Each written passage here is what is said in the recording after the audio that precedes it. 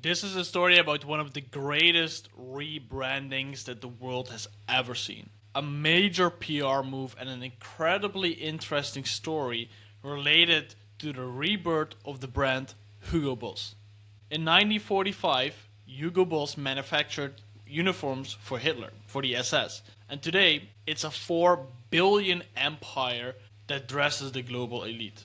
This video is all about how the Nazi brand became a global fashion icon through rebirth. Let's start with the dark beginnings. During the wartime, they actually manufactured and produced the SS jackets and Hitler Youth uniforms, and then at the end of the war, with the fall of Germany, Hugo Boss also falls. The rebirth really starts after the war, the post-war crisis, because they have been globally ostracized at this point. You have to imagine that after the war, after they were involved with the Nazi parties, they have been blacklisted worldwide. They had factories confiscated. Their reputation was absolutely destroyed.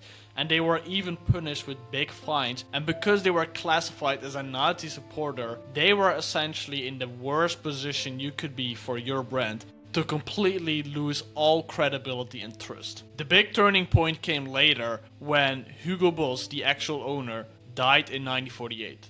His son-in-law took over the company and they took a very interesting route. They started to focus exclusively on men's suits, tailored suits. They kept the name, but it changed everything else. There's a few things they did extremely well when it comes to rebranding, and they took some strategies that have been extremely impactful. One of the things they did the best is almost predicting the future.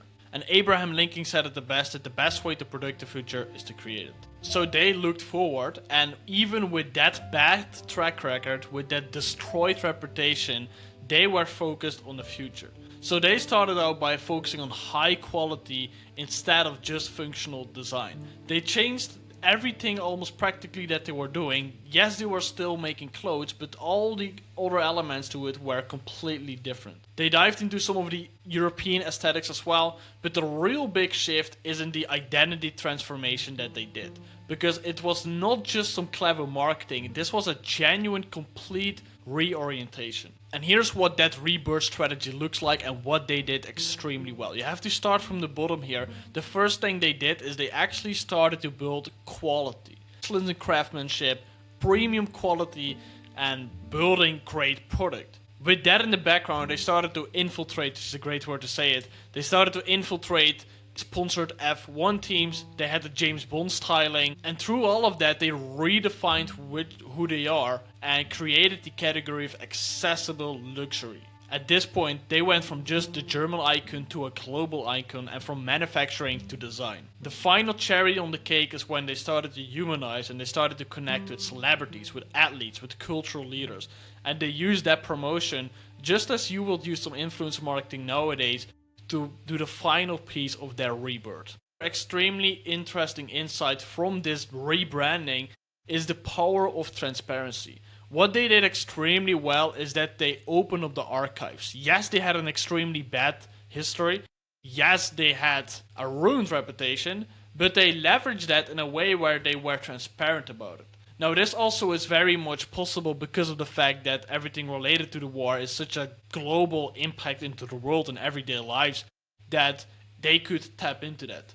This wasn't just their bad history, they were part of a bad history. What they did is they published a book about activities during the war, they made donations to Holocaust survivors, and the best thing throughout of this is that they took control of their own narrative. The result is impressive. Hugo Boss now is a global empire that's worth $4 billion. They have stores in over 130 countries, they have over 14,000 employees worldwide, and they went from just being Hitler's tailor to actually being a symbol of wealth and success. Same name, the same logo, but a completely different meaning.